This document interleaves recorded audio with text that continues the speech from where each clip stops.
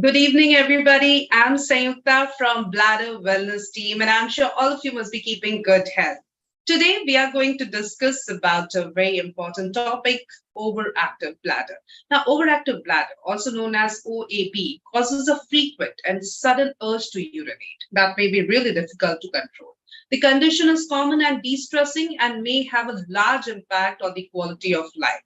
OAB patient feels to pass urine many times during the day and night and may also experience unintentional loss of urine, which is known as urgency incontinence.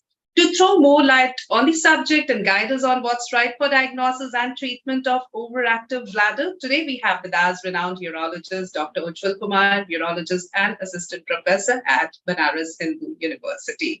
Dr. Ujwal Kumar has rich experience in the field of urology and carries out the treatments with utmost precision and efficiency, ensuring that patients' health is in safe hands. A very warm welcome to you, Dr. Ujwal Kumar. Thank you, Mr. And Doctor, today we are going to talk about a topic which is overactive bladder. But the thing is, it is very common, but many people don't know that there is a term, there is a medical condition called OAB. So to begin with, Doctor, we would first like to understand what is an overactive bladder. Actually, overactive bladder is, I think you have very well described about the overactive bladder yourself. The definition that you almost gave was 99% correct. Overactive bladder is generally a symptom complex which constitutes of urinary urgency, which is usually accompanied by frequency and nocturia. That is, the patient has an urge to urinate more frequently with increased frequency, and he has to get up to and go to the washroom both in the day and the night with or without urinary incontinence. The incontinence that is associated is urge incontinence. And generally, overactive bladder is used for this symptomatology in the absence of any UTI or other obvious pathology.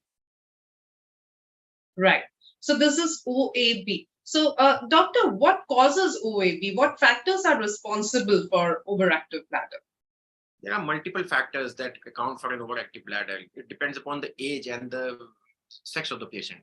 In female patients, especially, it's after the female has a vaginal delivery, prolonged labor, in these patients can have overactive bladder. Then there are conditions in which the nerve supply or the bladder, the two submuscles are affected, like any sort of radiation, patients having spinal injury, patients having any spinal surgery, patients of multiple sclerosis, Parkinson disease, and patients who have had history of stroke or have a stroke in the past.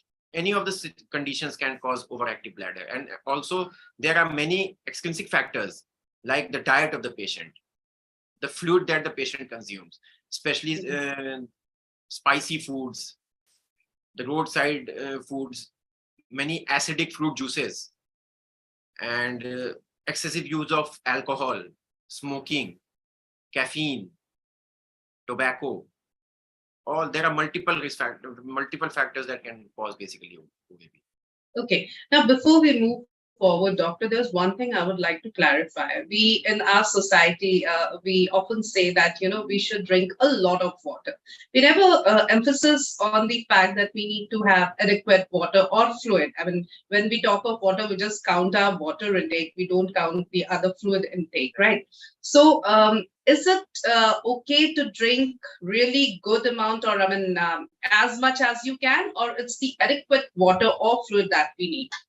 A very good question. In fact, for the audience, this is the most important question, I guess.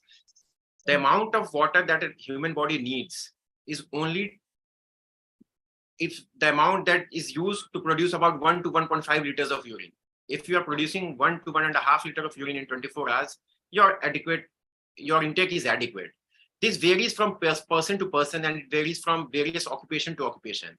Suppose a guy who is sitting in an AC chamber and is not having any sweating, he's not perspirating, the insensible loss is less. So he doesn't need to drink as much as lot of water as compared to a person like a traffic police or traffic constable working in the sun who sweats a lot, a person who is doing excessive physical activity. So for a person who is doing great amount of activity, who is having perspiration, he is sweating, the amount of insensible loss is more. So to generate about 1 to 1.5 liters of urine, he needs to drink somewhat large amount of water as compared to a person who is sitting in an AC chamber. So basically the fluid intake should be basically the amount of urine that a person passes is 1 to 1.5 liter in 24 hours is sufficient.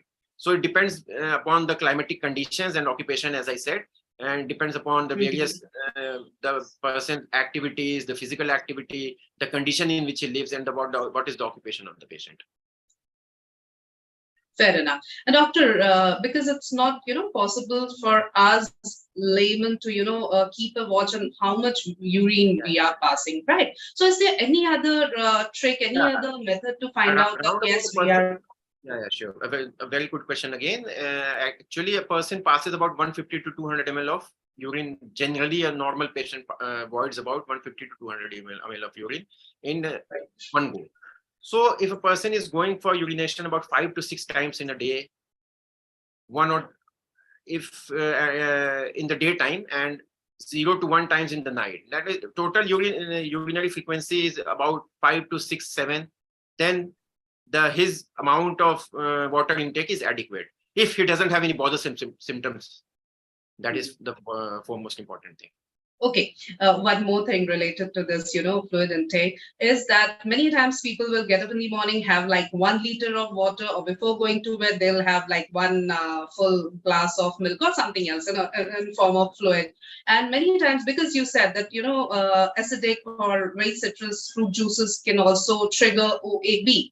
Many times we'll keep on consuming, citrus fruit juices or lemon juice, etc., etc. So what's your advice on that? Just having 1.5 liter or 1 liter in one go in the morning or in the evening is good, or we need to consume it like sip wise? What's the best way, doctor? The amount of fluid intake is as important as is the frequency of taking the fluid.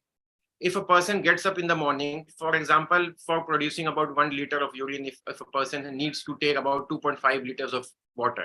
So it is not that you take 1.5 liter in the morning and 1 liter in the bedtime. In the meantime, you are not taking any water, any fluid. That is not the right way to go. Basically, the person should have should drink water at regular intervals and about fix them. 1 glass of water at a time to suffice his thirst is fair enough. And adding upon, if a person is taking upon juices or he's taking tea, he's taking milk, these also should be taken into account, especially for patients who have overactive bladder. Not generally, if a patient doesn't have the symptoms of overactive bladder, for a normal person, it doesn't make much of a difference. If he's taking 2.5 liters of water and half liters of milk and about 250 ml of juice, is fine for him. But for patients of OAB, this total amount of fluid intake needs to be monitored. Okay, doctor. Now, doctor, whatever symptoms you just explained, right? Frequency, urgency. Now, the thing is that with diabetes, patients who have diabetes also many a times have the same symptoms. Patients who are aging, with age, these symptoms are very common. Now, what happens in our society when a person, is facing these problems or having these symptoms, when asked that why you are not going and consulting a doctor, their general description would be, or excuse would be that I'm aging, right? So I'm born to have these symptoms. So it's okay. These symptoms come with age, or I'm diabetic, so I'm bound to have these symptoms. Now, what my question is, doctor, that do we need to live with these symptoms, or there is a treatment, there is a cure available? No, there is. One doesn't need to live with these symptoms. As you said, in causes of increased frequency and urgency are different in different set of patients. Like in a diabetic patients, generally the patient passes more frequently urine because of basically polyuria, that is the patient produces more of urine, and polydipsia, because the patient drinks more water. Both play a role in diabetes. For patients who are aging, yes, aging is definitely responsible for increased frequency, especially in the night, that is nocturia, because the antidiuretic hormone cycle of the body changes as the patient ages.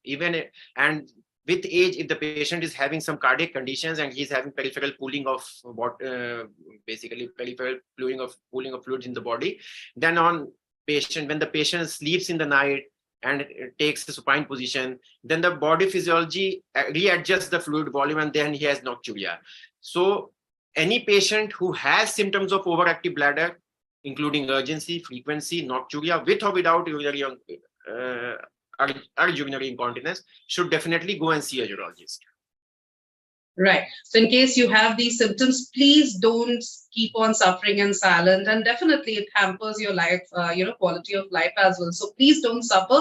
Go and consult a qualified urologist. That's really important. Now, again, with women, because, UTIs are very common in women. As you said, after having vaginal deliveries, there are more chances, or the ladies are more at risk for OAB.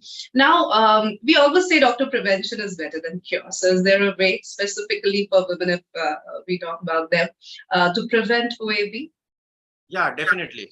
This depends upon the age of the women, especially because your question pertains to women. Young age females who are about to conceive, or they are pregnant and they are planning a delivery, patients should undergo Kegels, pelvic floor exercises.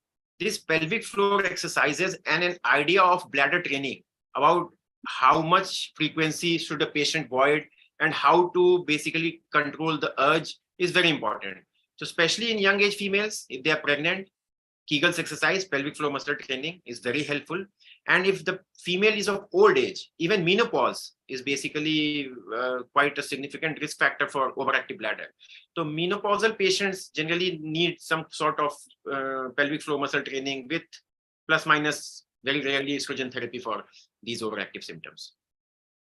Right. So these, preventive measures can be done, and of course, this will help or go a long way in preventing OAP.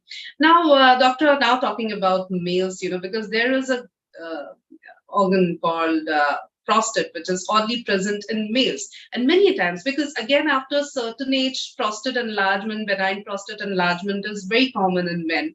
And many times they also face the similar symptoms, the symptoms that we were discussing regarding OAB.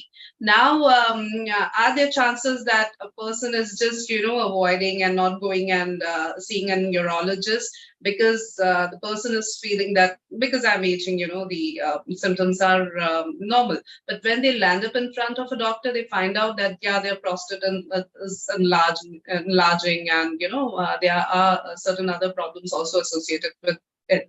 So does it make it even more important to go and consult a doctor? Definitely.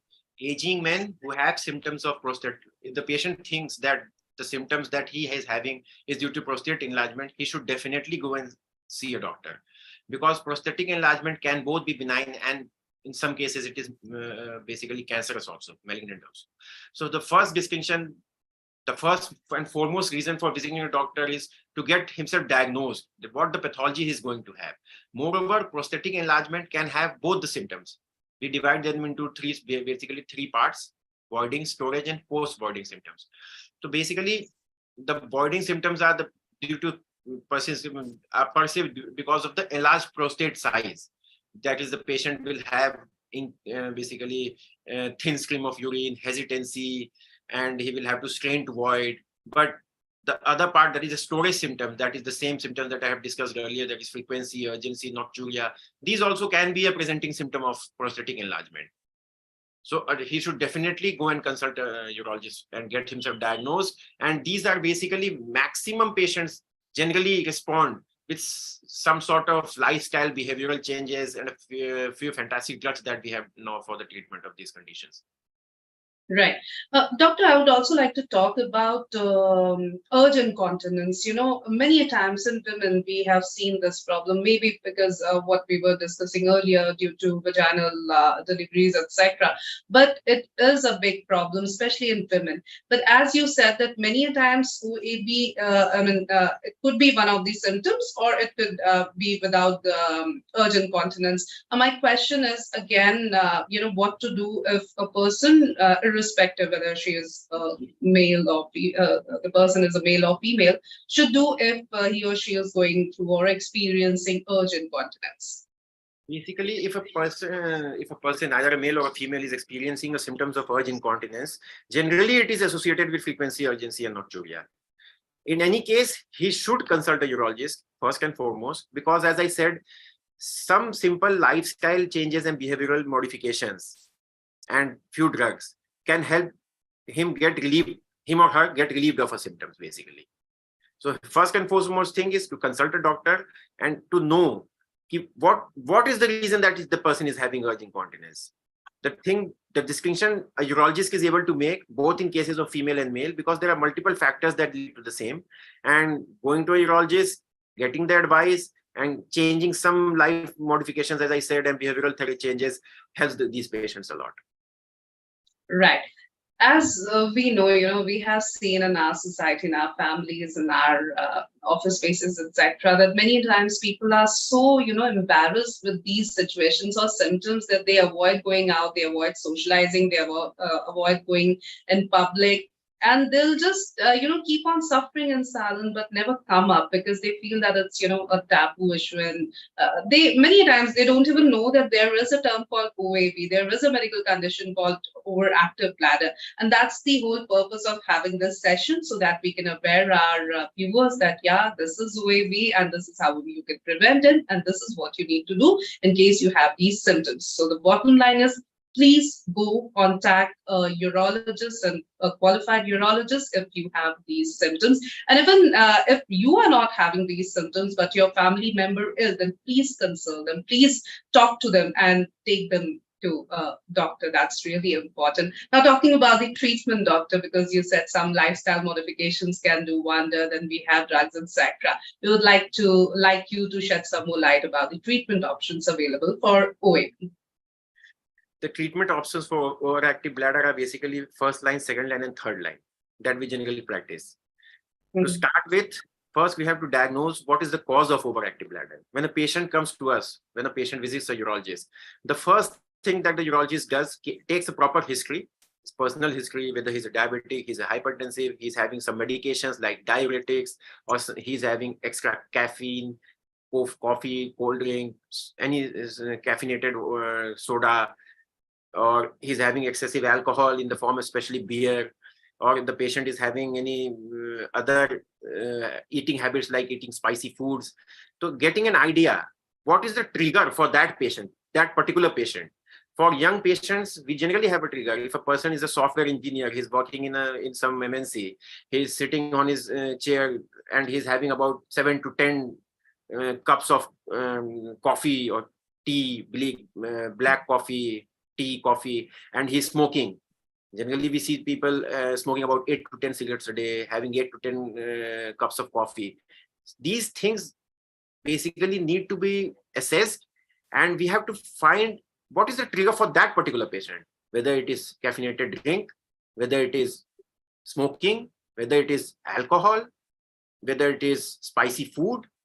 So whether it is, as I earlier said, any acidic drink, like many people like to have orange juices, cranberry juices. There's a myth that cranberry juices, in fact, is very helpful in UTIs, and the people keep on drinking cranberry juices, though it's very expensive, no proven benefit. So these things need to be assessed and changing the lifestyle accordingly for finding your trigger. What diet, a person's dietary trigger. Maybe a caffeinated drink is a trigger for X person, and it might not be a trigger for another patient with overactive bladder. He might have a trigger of, he might be getting overactive symptoms because of smoking. He might be getting it because of alcohol. So basically an assessment of these trigger factors along with a bladder diary that we generally ask the patient to fill. To just take a diary and you have to note down what is the amount of fluids that you're taking in 24 hours. Each time the person notes the amount and the type of fluid intake and the amount of urine he is passing each and every time when he goes to the washroom. Generally, we ask the patient to fill a bladder diary for about 1 to 3 days. That gives us an idea whether the patient is having less amount of fluids, more amount of fluids, what kind of fluids, and what is the frequency and urgency. And depending and assessing these simple things, helps in relieving about 30 to 40% of the patients. We can advise that, see, you are getting up early in the morning, and here I'm seeing that 8 a.m. you drank 1 liter of water, and you have increased frequency for the next 4 to 5 hours. So you have to curtail that. You have to limit the intake at 8 o'clock. Divide it. Take a glass at 8 o'clock, take another glass at 10 o'clock. By dividing, you can just help the patient. The other thing that behavioral therapy or lifestyle modification is that urge suppression. We ask the patients to get basically have an idea with the bladder diary, what is the frequency that he's going to the urination. Once we look at the bladder diary, we get an idea that the patient is going about 10 to 15 times a day, which is definitely more. It shouldn't be the case. So if the time interval between the two voids is about 1.5 hours, then generally we ask the patient to increase it gradually. It is called urge suppression. Once you have voided and you have come back, and at 1 hour you are feeling that you want to go to the washroom, just take a deep breath, think of something else, try to suppress the urge by 15 minutes for the first time. Increase the 15 minutes to half an hour after 1 week or 2 weeks as the patient adjusts. Along with that, as I have already said, pelvic floor muscle training, that is Kegels exercise, is also very good. Right. So it's wonderful to know that many a times just by lifestyle modifications or taking care of, what you're having, when you're going to void yourself, etc., can actually go a long way in treating OAB. Now, doctor, the thing is, as we are talking about overactive bladder, and we know that how many a times in our society, people are not actually coming up and going and consulting a doctor regarding these symptoms. My question is that what are the potential complications if it is left untreated? Basically, the complications of overactive bladder per se are basically the symptoms of the patient. First of all, the patient is embarrassed to go outside. He goes into the shell. A person who is having urgency incontinence might not want to socialize. He or she won't socialize. He will basically live in the house, and we have to search for the factors, like if the patient of diabetes, then we have to treat diabetes. If the patient is having some other symptoms of, say, any infection or lower urinary tract pathology, we need to treat it. So once you go with a symptom of overactive bladder and you are basically evaluated for the cause, why is you are having a basically overactive bladder. For elderly males, like if the patient has a large size of a prostate obstructing his flow, then he will be benefited either by medications or by surgery. So basically, if a patient has an enlarged prostate, he's going to have recurrent infections. He will have he can have hematuria. He can have basically upper tract changes. So there are basically many complications that can be avoided if a patient consults for his symptoms of overactive bladder or story symptoms, basically. Right. So it's very important to go and consult a qualified urologist in case you have these symptoms. I'll quickly take some of the questions that have been sent by our viewers. So Deepak Saxena is here, and Deepak's question is, can stress also contribute as symptoms? And if so, then how can we manage it? Yeah. A very good question. Another very good question that we have. Yeah, stress is definitely one of the components of overactive bladder. A patient who is basically, stress itself is responsible for idiopathic reducer overactivity. Along with a patient who is stressed will have again increased intake of tea, caffeine, and he'll smoke more. That also will further contribute to overactive bladder. So basically, pelvic floor muscle training, basically engaging oneself into activities like yoga or some sort of meditation kind of a thing to just calm is very important in overactive bladder, many cases of overactive bladder. Right. Adi Jan is here. A little vague question. He's not very specific about what trouble he's having, but still I'll take his question. Doctor, I have experiencing some issue with my bladder recently, and I think it has some issue. What should I do first? As I said, that basically if a person is feeling that he's having some issues with the bladder, going to a urologist and classifying himself, what are the issues? Basically, he's having voiding symptoms. as I said, hesitancy, straining, weak scream, or he's having storage symptoms like frequency, urgency, nocturia, or he's having post-voiding symptoms like post-void urinary leakage. So basically, as you have said, this is a very vague question. Consulting a urologist, classifying the symptoms, and managing accordingly is important. Okay. Now, doctor, when a patient comes to you with these symptoms, are there any tests that you normally, prescribe for them to further diagnose that what's the reason, etc.? Yeah.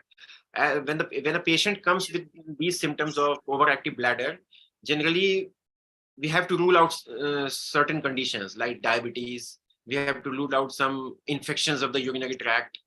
We have to rule out some, very rarely, some malignancies of the urinary tract, or either a stone in the urinary tract. All these conditions can have symptoms mimicking overactive bladder. Overactive bladder is basically labeled after all these symptoms are ruled out. So when a patient comes to us, generally we start with the evaluation. We get an ultrasound, kidney and bladder done with pre and post void residual urine. We advise a urine routine microscopy, and if needed, a culture if the symptoms of the urine routine microscopy guide us to if it is pointing towards basically UTI. We get a random blood sugar done, and in some patients, old age patients who have symptoms of voiding symptoms also, we generally get a uroflowmetry done. So at presentation, a uroflowmetry, an ultrasound KUB with post-void residual, and urine RM, and a random blood sugar are the basic investigations that we generally get in these patients. Okay. Now, doctor, initially you mentioned that for a normal person or normal human being, 5 to 7 times going for urination during the day is okay, and 0 to 1. 5 to 6 times, total 5 to 7 kind of. Okay. Total 0 to 1. Right. Now the thing is, many times people will get up like 2 to 3 to 4 times during the night, and they'll say that that's okay because I, have before going to bed, I consume some liquid, etc. So they find getting up twice is considered very normal in our society. What would you like to advise, especially to our viewers who are aging plus? Because when you are continuously getting up to void yourself, you are not resting well. That means you are sleep deprived in a way. It can definitely have a reverse impact on your health. Plus, because many times accidents can happen in the bathroom. So when you are in a rush, especially during night, and you are really you're not that awake, so these can also happen. So what would you like to advise to all our viewers, especially those who are aging or who are elderly? The first and foremost that advice that we generally give to our patients is limit your fluid intake after 6 in the evening. Okay. No milk, no tea, no coffee. Only the amount of water that you feel sufficient to kill your thirst is sufficient in the night. Take fluids like milk, tea, coffee in the daytime. Avoid tea, coffee, milk after 5 to 6 in the night, because these tea, coffee, in addition to being irritant to the bladder, are also diuretics. They increase urine production in the night.